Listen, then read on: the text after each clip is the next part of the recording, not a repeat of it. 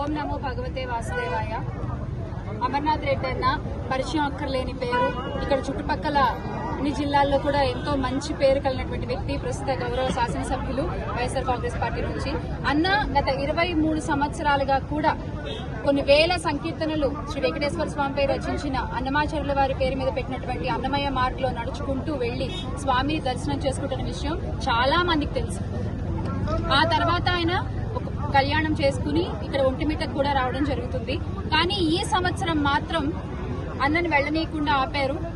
అమర్నాథ్ రెడ్డి అన్ననే కాదు, భక్తుల్ని కూడా ఆ మార్గంలో నడుచుకుంటూ వెళ్లి స్వామి దర్శనం చేసుకోనివ్వకుండా ఆపుతున్నారు. ఇదే అన్నమయ్య మార్గ్ గురించి ఇప్పటి గౌరవ ఉప ముఖ్యమంత్రి గారు ఎలక్షన్ల ప్రచారంలో ఏమన్నారో ఒకసారి మీరే వినండి.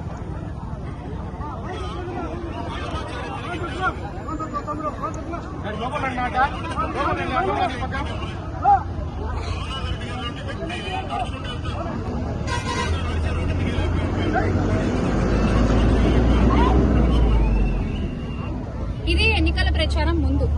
అంటే ఎన్నికల ప్రచారాలప్పుడు ఎన్నికల ప్రచారం మాత్రం మనకి దేవుడు కావాలి, అధికారంలోకి వచ్చిన తర్వాత దేవుడు అక్కర్లేదు.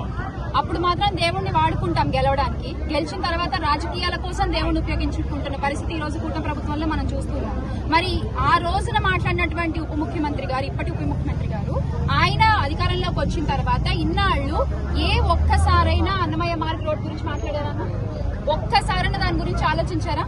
అంటే మీకు తెలుసు ఆ మార్గం గుండా భక్తులు కొన్ని వేల మంది ప్రతి సంవత్సరం దర్శనానికి వెళ్తారన్న విషయం మీకు తెలుసు. నిజంగా మీకు అంత చిత్తశుద్ధి ఉంటే, నిజంగా మీకు అంత స్వామిపై భక్తి ఉంటే, అంత ప్రేమ ఉంటే వేయండి, వేసి చూపించండి రోడ్డు, మీ చిత్తశుద్ధి నిరూపించుకోండి. అంతేగాని ఈ రోజున అమర్నాథ్ రెడ్డి గారు లాంటి వ్యక్తి, అలాగే మిగతా కొన్ని వేలాది మంది భక్తుల్ని మీరు పులుల వంక చెప్పి ఆపేస్తున్నటువంటి విషయం ఈ రోజు మనం గమనించవచ్చు. ఇది చాలా హాస్యాస్పదంగా ఉంది. ఎందుకంటే గత 23 సంవత్సరాలుగా ఆ మార్గంలో నడిచినటువంటి స్వామి దయ వల్ల ఏ ఒక్క భక్తుడికి కూడా చిన్న చీమ జరిగినటువంటి హాని కూడా జరగలేదు. అలా జరగకుండా వెంకటేశ్వర స్వామి చూసుకుంటూ భక్తుల్ని కాపాడుకుంటూ వస్తున్నారు. మరి ఈ రోజున మీరు కేవలం భక్తుల మనోభావాలు దెబ్బతీయడానికే, అమర్నాథ్ రెడ్డి గారిని ఆపడానికి మాత్రమే మీరు ఈ రోజున పులుల వంక చెప్పి ఈ యాత్రను ఆపే ప్రయత్నం చేస్తున్నారు. కానీ మీరు సినిమాల్లో కొమరం పులి అని సినిమాలు చేసి ఉండొచ్చు కాక, కానీ మీరు ఈ రోజున పీఠాపురం పిల్లలా ప్రవర్తిస్తున్నారు. అది ఫ్లాపే, ఇది ఫ్లాపే.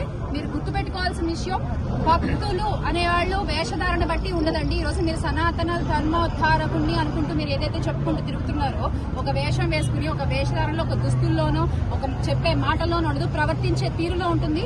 ఆ ప్రవర్తించే తీరు ఈ రోజున చిత్తశుద్ధిగా నిజంగా వైఎస్ఆర్ కాంగ్రెస్ పార్టీ నాయకులు ప్రవర్తిస్తున్నారా దేవునిపై భక్తితో, లేదా దేవుని రాజకీయాలకు వాడుకుంటున్న కూటమి నాయకులు ప్రవర్తిస్తున్నారా అనేది ప్రజలే నిర్ణయిస్తారు. ప్రజలే తగిన విధంగా మీకు బుద్ధి చెప్తారు. ఇప్పటికే అనేక విషయాల్లో వెంకటేశ్వర స్వామి పేరుని, ఆ తిరుమల క్షేత్ర పవిత్రతని చెడగొట్టే ప్రయత్నం ఇప్పుడు కూటమి నాయకులు చేస్తూనే ఉన్నారు. ఇందులో ఈ యాత్రని ఆపడం కూడా అందులో ఒక భాగమే అని మేము గట్టిగా చెప్తున్నాము.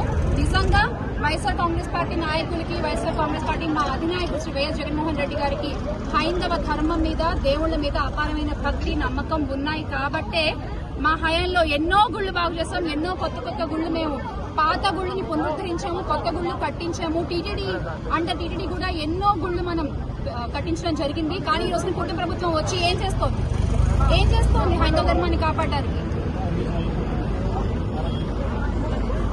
ఖచ్చితంగా ఈ విషయాన్ని మేము ఖండిస్తూ యాత్రని ఆపినంత మాత్రాన ఇక్కడ ఆగము.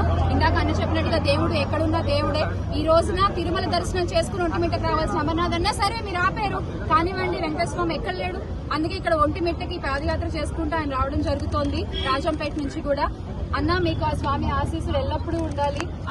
ఆయుర ఆరోగ్యాలతో, అష్టైశ్వర్యాలతో ప్రజల కోసం మీరు ఏదైతే నిలబడి ఈ రోజున యాత్ర చేస్తున్నారో ఖచ్చితంగా మీకు ఆ స్వామి అండ ఉంటుంది అని మనస్ఫూర్తిగా కోరుకుంటూ శ్రీమన్నారాయణ. జై శ్రీరామ్.